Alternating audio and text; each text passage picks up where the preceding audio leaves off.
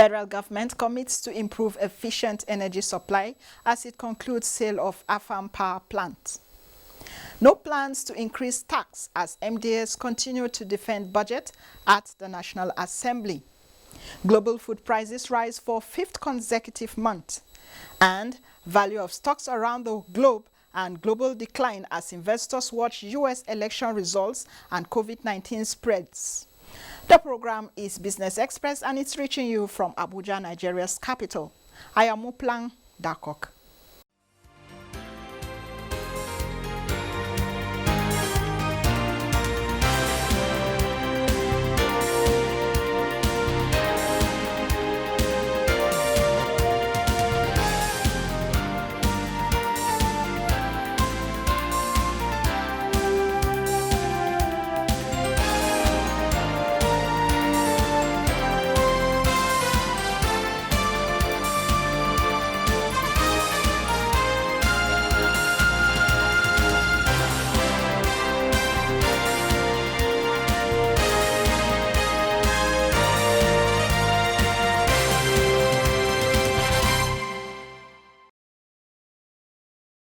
Glad to have you tuned to Business Express, as always.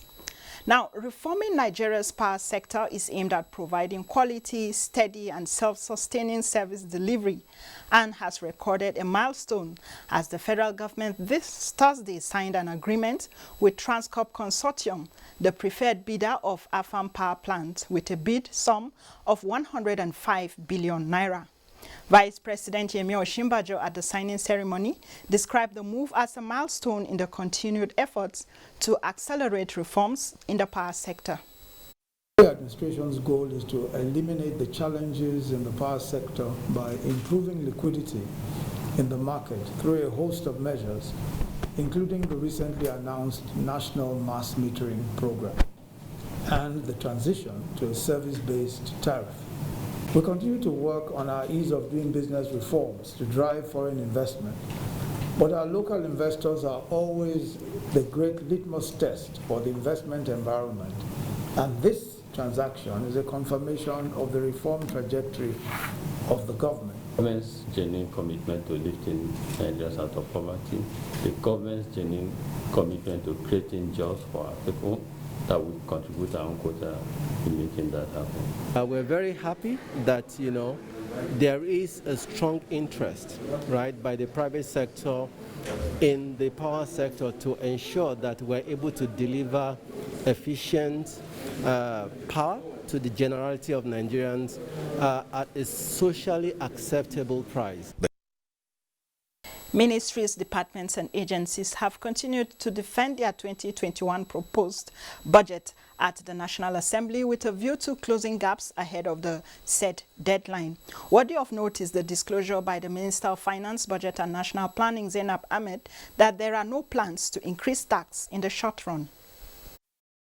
Make sure we have in place a robust platform that can reveal to us how money accruing to the government is coming in on a second-by-second basis. We have a finance bill draft that is ready. There will be no increase in VAT or any form of taxes because we see 2021 we see 2021 as a year of recovery. Always willing to give you whatever cooperation you need to succeed.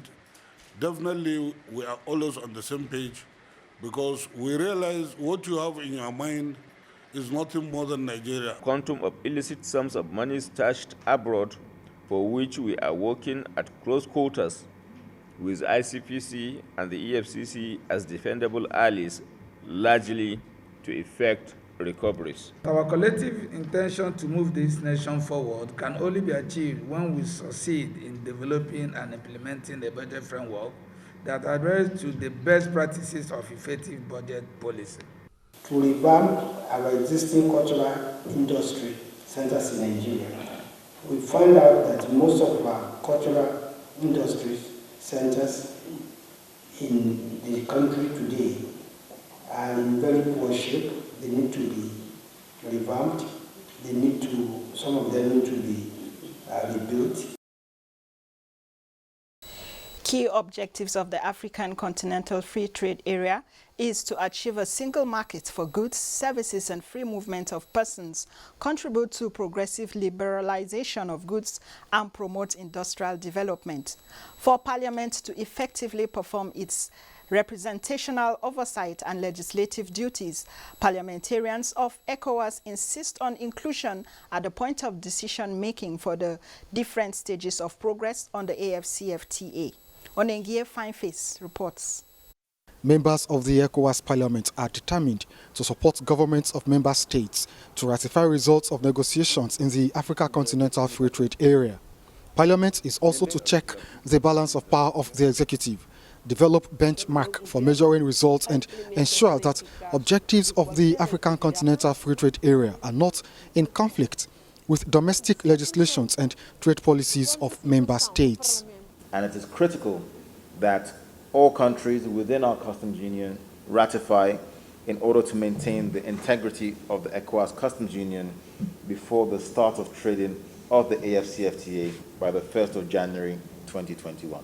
A situation where briefs and reports are sent to Parliament midway into implementation of decisions by the ECOWAS Commission, parliamentarians say is antithetical to the synergy needed for progress. We don't want to be a rubber stamp parliament. You don't even understand the hazards, the challenges. So we need to know all those challenges so that if we go to our various communities, if we go to our various countries, we will be able to defend or to say this is good or this is not good. The private sector is very key, but I realize that there's an issue with access to funding. African Continental Free Trade Area seeks to combine the economies of 55 African countries under a Pan-African Trade Area comprising 1.2 billion people in a market with a combined GDP of $3.4 trillion. The number of people and communities facing food crisis and emergency in the northeastern part of the country has reduced drastically. This is based on the survey conducted by Food and Agriculture Organization and World Food Program. Musa Baba Aliu reports. Food and nutrition. 16 states in the north and the FCT were surveyed with a view to examining the food security and nutrition in the states. The results of the survey shows that only 5 local governments with a population of 433,000 are in food crisis in Borno State. More than 9.8 million people in 12 states are under pressure in terms of access to food. Environmental challenges, conflict and activities of terrorists are factors affecting food supply chain in the areas surveyed. And the projection shows that actually, if interventions are not done now, we shall have many people falling into food insecurity and malnutrition. Representatives of the Federal Ministry of Agriculture and Rural Development were at the forum where the document was presented to stakeholders for action. This disruption has ignited the need for governments at all levels to build resilience in order to avert the imminent and looming food crisis in the country and the region at large. United Nations agencies, including the World Food Program and FAO, are currently supporting millions of people in the Northeast with a view to assisting them with basic nutritional food. From that report, let's see how commodity prices are faring as we get to the weekend.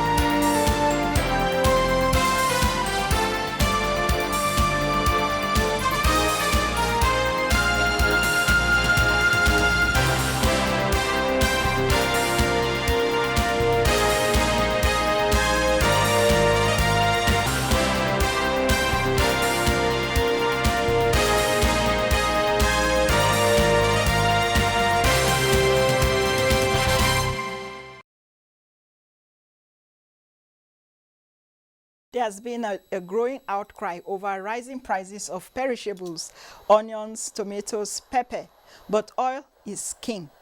To get a sense of what is happening with these essentials, I am now joined by Mahmoud, who is the National President, Pepper Producers, Processors and Marketers Association.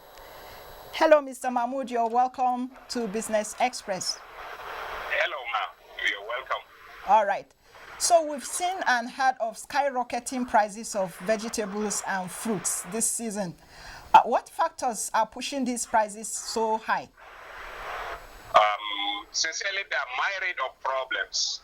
Okay. Among which are, one, the basic insecurity that we have in the country.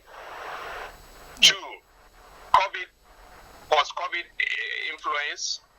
Three, the climatic nature aspects that has had a change, because there were a lot of places where normally we do the dry season farming, which should have been ready by now.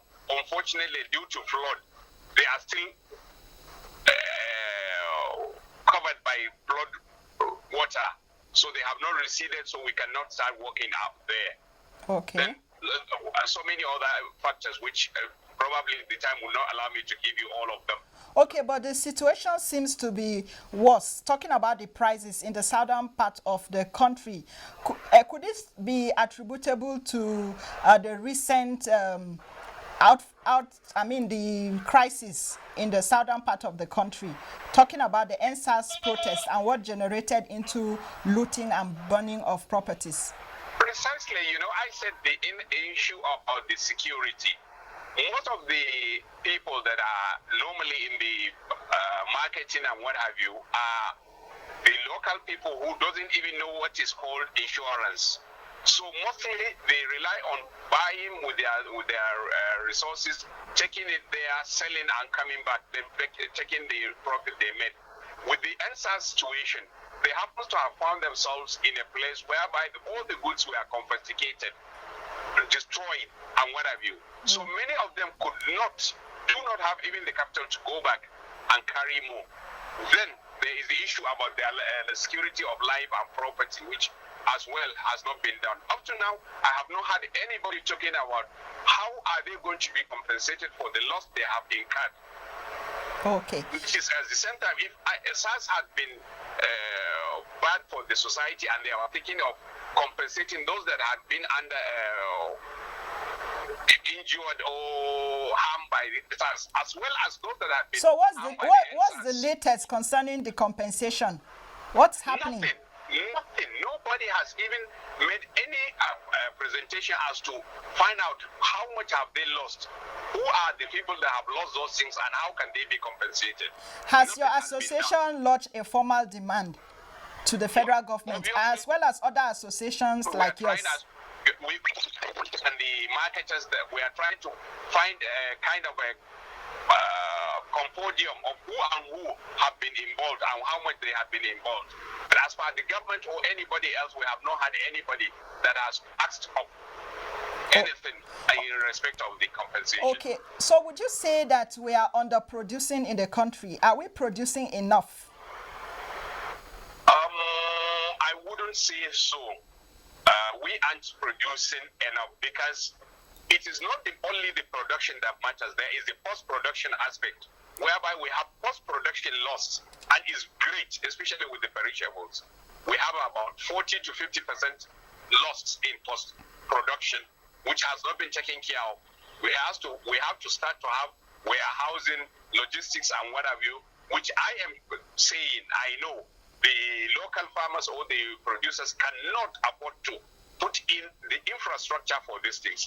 The government has to come in and guide this aspect. Otherwise, we would continue to have the inherent or seasonal shortage of these things and the increase in price. Okay, let's talk about availability of these products in the country.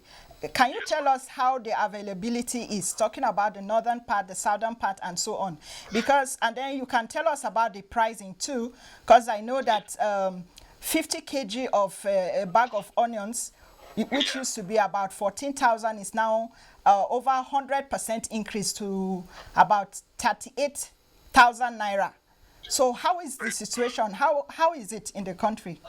the thing is, you see, onions do best either at the tail end of the rainy season in the north or during the dry season, whereby we use irrigation.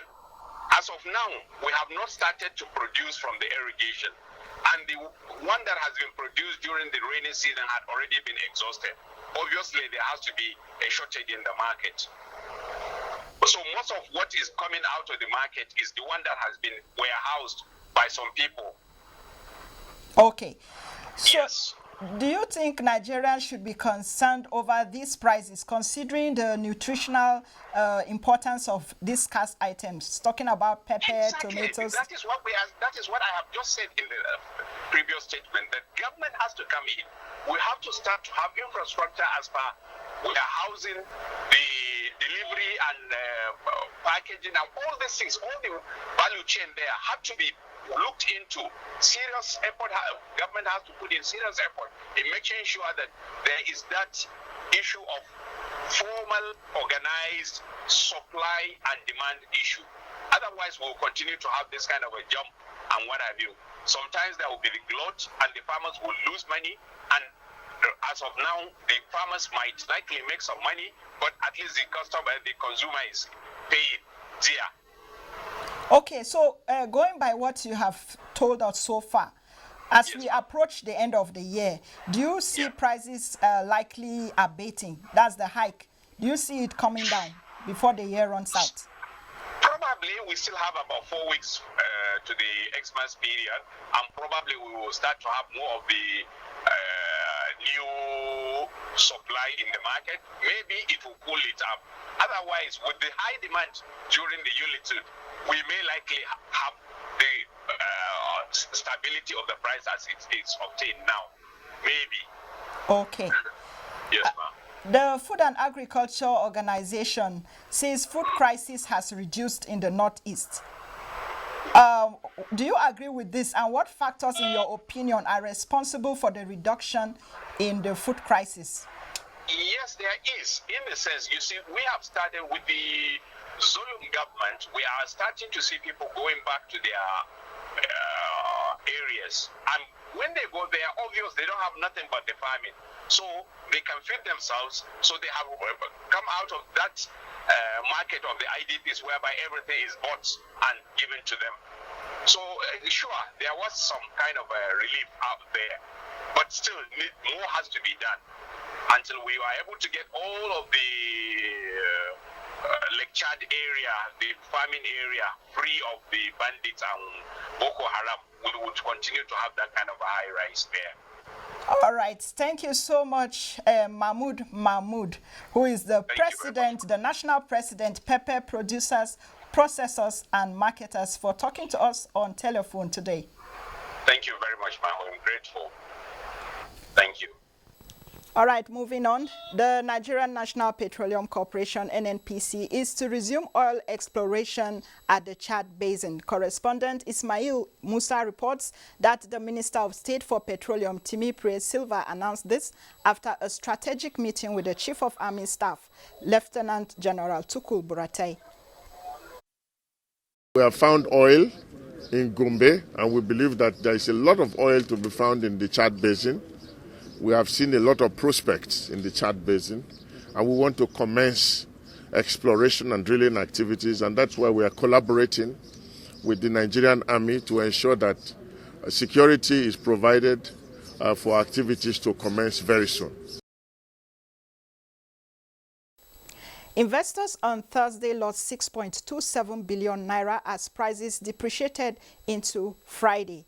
At the close of market for the weekend, the NSE All Share Index inched up by 0.9% to end at 31,016.17 points. Market capitalization also moved up to 16.206 trillion naira. 637 million shares worth 5.229 billion naira exchanged hands in 6,354 deals. Omo Loabi Mortgage Bank topped activity with a massive 139.5 million shares and was followed by a distant Sterling Bank and Access Bank. Global stocks eyed an all-time peak while the dollar and U.S. bond yields staged sluggish on Friday on hopes that a divided U.S. legislature would hinder large government borrowing, which could pave the way for even more central bank stimulus. Bosode Abel gives us a feel of markets across the globe. The eyes of the world remain on the counting of ballots in the U.S. election.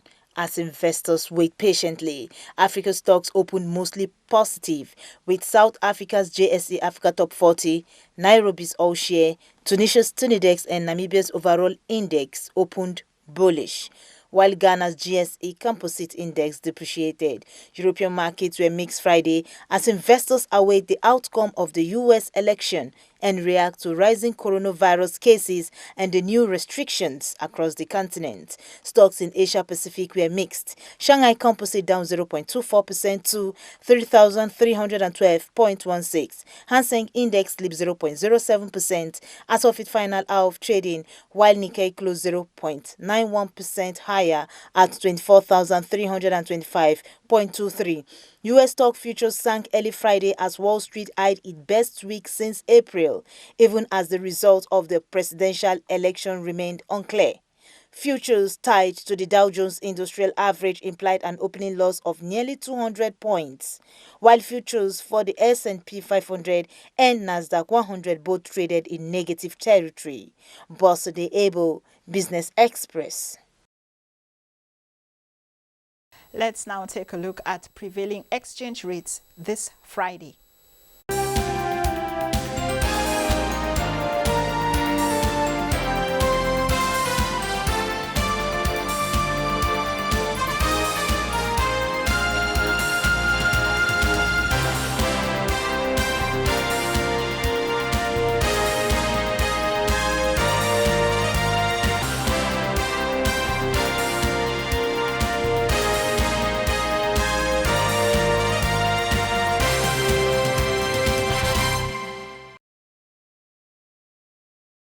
Total international passenger demand in September 2020 was 72.8% below September 2019 levels and only slightly improved over the 75.2% year-on-year decline recorded in August. Capacity was also down 63% compared to a year ago, and load factor fell 21.8% to 60.1%. International passenger demand in September plunged 88.8% compared to September 2019, basically unchanged from 88.5% decline recorded in August. Capacity plummeted 78.9% and load factor withered 38.2 percentage points to 43.5%. Domestic demand in September was down 43.3% compared to the previous year. IATA's Director General said a resurgence in COVID-19 outbreaks, particularly in Europe and the US, combined with government's reliance on blunt instruments of quarantine in the absence of globally aligned testing regimes, has halted momentum towards reopening borders to travel. And with that, we've come to the end of this edition of Business Express, the last for the week. Be informed that all previous episodes are available on YouTube on NTA's channel. You can also communicate with us on Twitter. The handle is @NTA News Now and the hashtag is BizX. Business Express returns Monday. I am Muplang Dakok.